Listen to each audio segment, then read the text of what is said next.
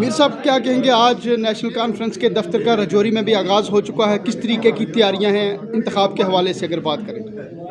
जैसा कि आपको पता है कि इससे पहले भी जब इलेक्शन का बिगुल बजा और उसके बाद ढांगरी में हमारा प्रोग्राम हुआ, आज डूंगी घराती में, थाना मंडी में हुआ और जगह जगह प्रोग्राम तो हो रहे हैं, लेकिन हेड ऑफिस जो हमने आज उसकी इनॉग्रेशन यहाँ की है, हेड ऑफिस हमारा इसका मकसद ये है कि हमारी जितनी भी एक्टिविटीज़ अब जो होंगी, मियां अल्ताफ़ साहब तशरीफ़ लाएंगे, उमर साहब या फारूक साहब तशरीफ़ लाएंगे, उस दौरान जितने भी प्रोग्राम्स होंगे वो सारे चाकुट इसी दफ्तर के अंदर होंगे। तो यहाँ से ही डायरेक्शन जाएगी कौन कौन से ब्लॉक में या किस कहाँ जो है वो प्रोग्राम किए जाएंगे। तो आज हमारे जितने भी तंजीमी अहदेदार हैं वो यहाँ सारे मौजूद हैं। तो आज हमारा प्रोग्राम जो वो डूंगी घराती के अंदर है, आज इस दफ्तर की इनॉग्रेशन का मतलब ये है कि जितने भी हमारे वर्कर्स हैं उनको आज डायरेक्शन मिल चुकी है और कहाँ कहाँ वो एक्टिविटी करेंगे, कहाँ कहाँ जाएंगे, आज हमारा मकसद यही है।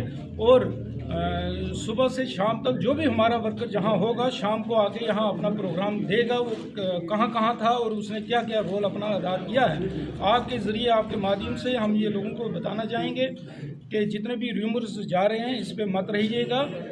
मियां अल्ताफ़ साहब बहुत एक्टिव हैं उस इलाके में और 20 के बाद इसी एंडिंग में वो यहाँ आ रहे हैं, उनके प्रोग्राम्स यहाँ होने वाले हैं और इंशाल्लाह ये सीट जो रजौरी अनंतनाग की है, भारी अक्सरियत से हम ये जीतेंगे। बेसिकली जो जितने भी हमारे अपोजिशन वाले हैं, जब से मियां साहब का नाम वापस सबके सामने आया तब से उनके होश उठ चुके हैं, तो इसलिए वो डरे हुए हैं, सहमे हुए लोग हैं, इस तरह की अफवाह जो है फैला रहे हैं। हमें उम्मीद है इंशाल्लाह इंडिया अलायंस जो है 5 की 5 सीटें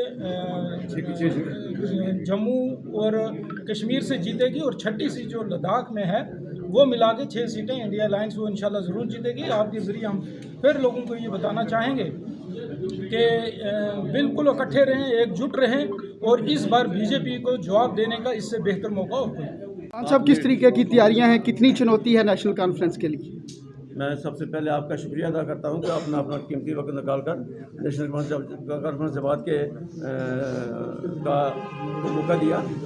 तैयारियां तो आप हमसे ज़्यादा जानते हैं कि हमारी तैयारियां कितनी हैं। हमारी तैयारियां नहीं है बल्कि लोगों की तैयारियां, अवाम की तैयारियां हैं, जो हम यहाँ जम्मू कश्मीर में जमहूरियत बहाल करना चाहते हैं, ये उनकी तैयारियां हैं। बच्चा कह रहा है कि हमें नेशनल कॉन्फ्रेंस में जिताना है और बीजेपी को यहाँ से भगाना है। मैं इसके साथ यही कहूँगा कि आप लोग, एक बात मैं आपसे अर्ज़ करूँगा कि जो ये सोशल मीडिया पर अफवाहें हैं, मेहरबानी करके इनको ना शाया किया करें। ये सिर्फ मैं कल जिस मौके पर जब ये अफवाह जिस टाइम की ये अफवाह कह रहे हैं, मैं मियाँ साहब के पास था और मेरे साथ उन्होंने बाकायदा इलेक्शन डिस्कस किया और ये कह रहे हैं जी मियाँ साहब ये कह रहे हैं। बड़ा दुख हो रहा है कि ये क्यों ऐसा ये लोग सोशल मीडिया पर ये गलत अफवाहें फैला रहे हैं। मैं इसी के साथ मैं आपको यही श्योरिटी देता हूँ कि इंशाअल्लाह हमने 5 सीटें जम्मू कश्मीर की और 1 लद्दाख की इंडिया अलायंस को जिता के देनी है। शुक्रिया। अस्सलाम वालेकुम। आप क्या कहेंगे आज? कहने की बात तो आज कुछ नहीं, खुशी है। थोड़ा सा कल सोशल मीडिया पे एक बात फैलाई थी, मैं सोशल मीडिया के उन भाइयों को कहता हूँ कि सोशल मीडिया की बात सोच समझ के फैलाएं, क्योंकि कोई भी पार्टी के किसी भी कैंडिडेट ने, ना मियाँ साहब ने या प्रेसिडेंट साहब ने, वाइस प्रेसिडेंट साहब ने, जनरल सेक्रेटरी साहब ने, किसी डिस्ट्रिक्ट में, किसी जम्मू कश्मीर में ये बात चली नहीं थी। जो अफवाहें फैलाते हैं उनको मैं ये यहाँ से आपकी मीडिया की विसालत से दरख्वास्त करता हूँ, भाइयों को आप इस किस्म की ना फैलाएं। तो इंशाल्लाह खुशी है इस सीट पे हमारी भारी अक्सरियत से हमारे पीर मुर्शिद भी हैं मियां अल्ताफ़ अहमद लारवी साहब, वो यहाँ लाखों की लीड से जीतेंगे, क्योंकि वो हर एक रजौरी पुंछ के हर एक, चाहे वो हिंदू है, दिल में वो बसते हैं, उन सबको सपोर्ट है। तो इंशाल्लाह आने वाले टाइम में आप देख लेना, जब भी रिजल्ट होगा 7 तारीख को, लोग वो तारीख का इंतज़ार कर रहे हैं कि वो कब तारीख आए, 7 मई, तो हम भारी अक्सरियत में जाके वोट दें और मियाँ साहब को कामयाब करें। आपका भी बहुत बहुत शुक्रिया। तो दफ्तर का आगाज़ हो चुका है, कितनी चुनौती है नेशनल कॉन्फ्रेंस के लिए जम्मू कश्मीर में पार्लियामेंट के इंतखाब?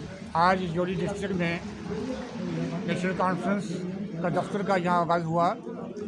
यहाँ तक चुनौती की बात है, हमें बिल्कुल चुनौती नहीं है। मियाँ अल्ताफ़ साहब 100% जीते हुए हैं। ये वो रहनुमाएँ हैं जो हिंदू, मुस्लिम, सिख, ईसाई तमाम के दिनों में बैठे हुए हैं। ऐसे रहनुमा कभी नहीं मिलते। आज जो हालात हैं, कोई नेशनल कॉन्फ्रेंस के मुकाबले में कोई जमात नहीं है। आज बीजेपी वालों को कैंडिडेट नहीं मिल रहा। वो लोग जो हिंदू की बात करते हैं, मुसलमान की बात करते हैं। आज लोग आज लोग जो है समझदार हैं, वो महसूस करते हैं कि रियासत जम्मू और कश्मीर की वाइड नेशनल कॉन्फ्रेंस जमात है जो इस समुद्र से उसको निकाल सकती है। आज हालात ऐसे हैं, हिंदू को मुसलमान से लड़ाया जा रहा है। बीजेपी वालों ने ऐसी फजा पैदा करी है, इंसानों को इंसान से लड़ाया जाता है। आज ज़रूरत है उस चीज़ की, हिंदू मुस्लिम सिख ईसाई सब आपस भाई भाई, शेख सबा खैर साथ, हिंदू मुस्लिम सिख हतात और यही रहनुमा है तो नेशनल कॉन्फ्रेंस ही जैसे जम्मू की बुराई कर सकते हैं। इस निशिस्त पर नेशनल कॉन्फ्रेंस का मुकाबला किसके साथ होगा? पीपल डेमोक्रेटिक पार्टी के साथ या भारतीय जनता पार्टी किसी के साथ भी नहीं है। भारतीय जनता पार्टी का कैंडिडेट डिक्लेयर होगा तब ये बाजिया होगी क्या वो अपना कैंडिडेट खड़ा करते हैं या किसी की हमायत करते हैं। आज़ाद साहब को उन्होंने खड़ा किया, हम मानते हैं आज़ाद साहब जो है नेशनल कॉन्फ्रेंस वो बीजेपी के कैंडिडेट हैं। आज ये लोग महसूस करें क्या वो अपना कैंडिडेट खड़ा करेंगे या आज़ाद साहब भी सपोर्ट करेंगे, इसकी बात ही बात की थी। लेकिन हमारा किसी से मुकाबला नहीं है नेशनल कॉन्फ्रेंस। क्या महबूबा मुफ्ती आने वाले वक्त में चुनौती देंगी नेशनल कॉन्फ्रेंस को? वो वक्त चला गया जब महबूबा मुफ्ती साहब जिंदा थे। मुफ्ती साहब एक पैगाम था, मुफ्ती साहब की शख्सियत थे। आज महबूबा मुफ्ती को शक नहीं, उनका नक्शे कदम चल रही है। लेकिन आज जो है आपके सामने पूरे पिता पीर पंजाब से जो लोग उनके साथ थे वो तमाम उन्होंने उनका साथ छोड़ दिया और आज महबूबा मुफ्ती कहीं भी हम नज़र नहीं आ रही है। अगर मुकाबला हमारा होगा तो जब बीजेपी कैंडिडेट डिक्लेयर होगा उसके बाद ही पता चलेगा हमारा मुकाबला किसके साथ।